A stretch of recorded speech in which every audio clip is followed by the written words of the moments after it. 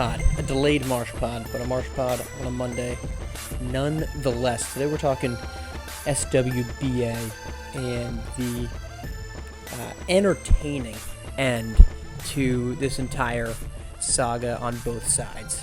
Look, I think we have a very prisoner of the moment. I don't remember on what platform this was discussed, but we have a very prisoner of the moment mentality when it comes to sports, because if the Minnesota Timberwolves don't rally with a historic 15-point comeback, the largest in SWBA playoff history, we're talking about a Minnesota team that fell flat, right? We're talking about a team that didn't accomplish all these lofty goals, all the chaos, all the hatred. Hatred might be a little dramatic, but all of the downspeak of Karl Anthony Towns, that remains.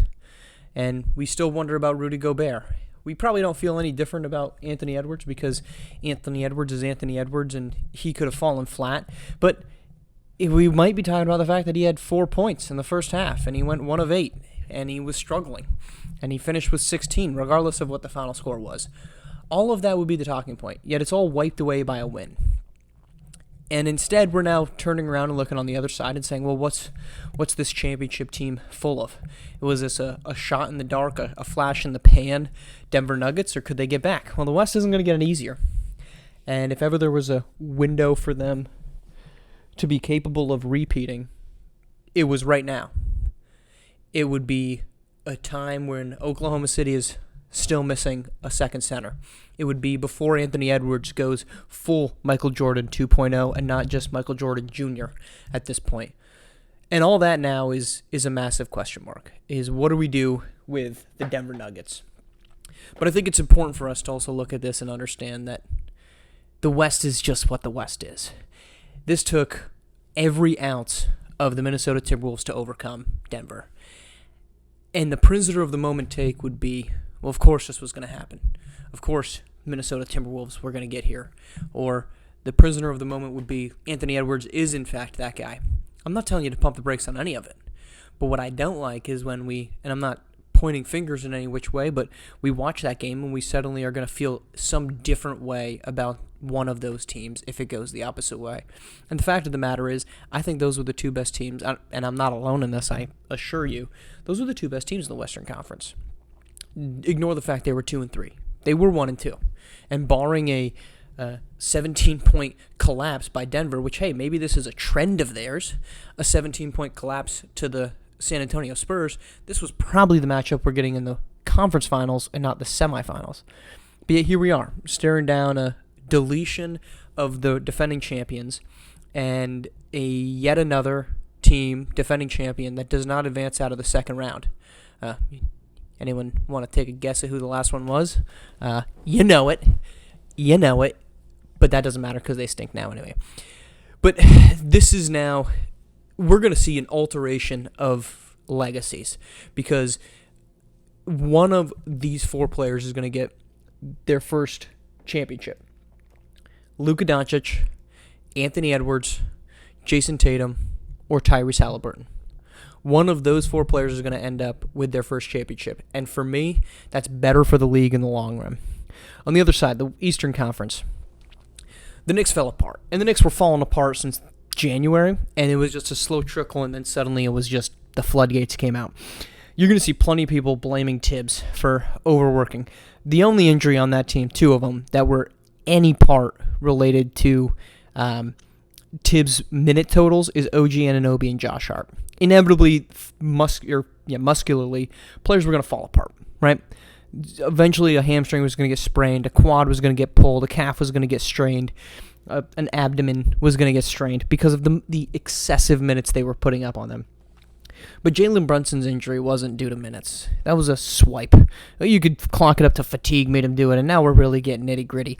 But let's not blame this Knicks team on their inability to advance because of Tibbs' high minute totals. That was not at all the case.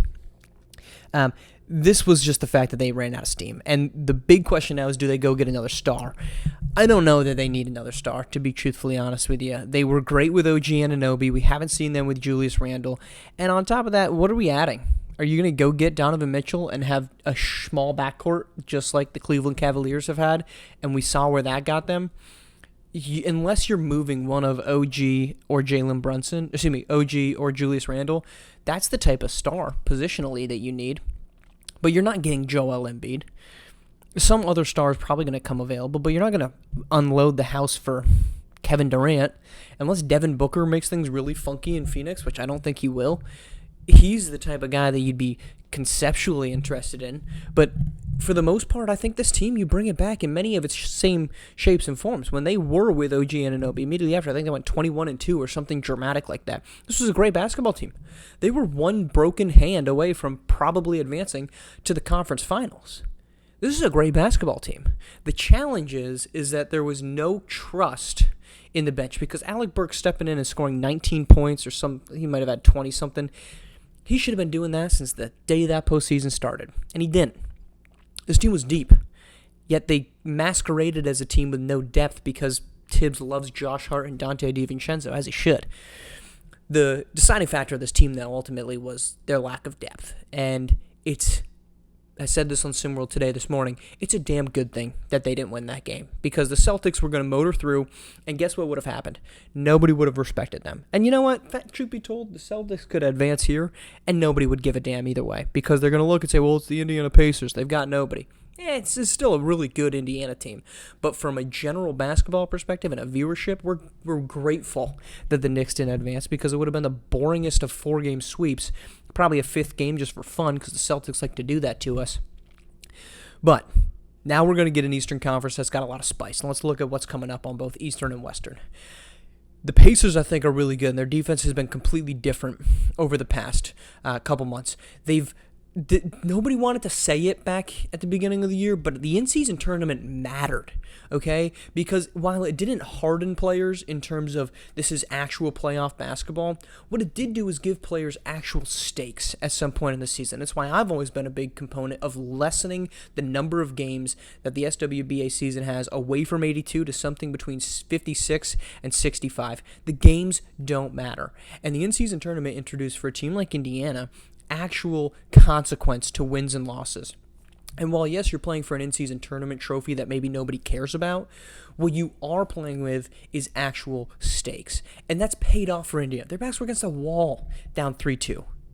And they responded at home with massive win and then took that confidence on the road to a Game 7 in a difficult place to win. That matters. Okay, if anybody is looking at, hey, do we not need a second star? I think it's Indiana because Halliburton's on the verge of SWBA, all SWBA status. Pascal Siakam's already been there.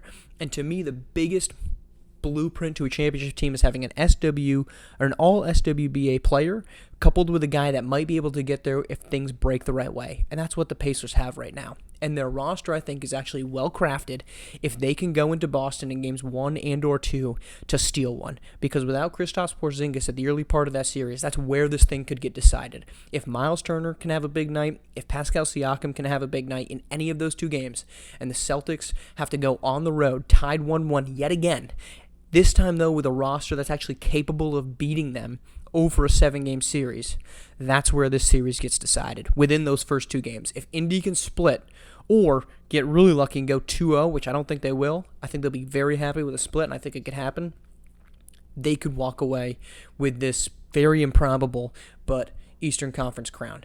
And if they don't, then it's going to be a very big positive for the Celtics and Jason Tatum and Jaylen Brown. But now the pressure's really on. If it wasn't already for Boston, now it's on because they're playing a team that's good, and there's not a really great argument to lose right now if you're Boston because the top 3 seeds behind you are all gone. 2, 3, 4, and 5, all gone. You're playing a 6 seed. If you can't win now, I do think it's time to blow it up. On the other side, look, Dallas, Daniel Gafford trade got absolutely flayed during the trade deadline last season.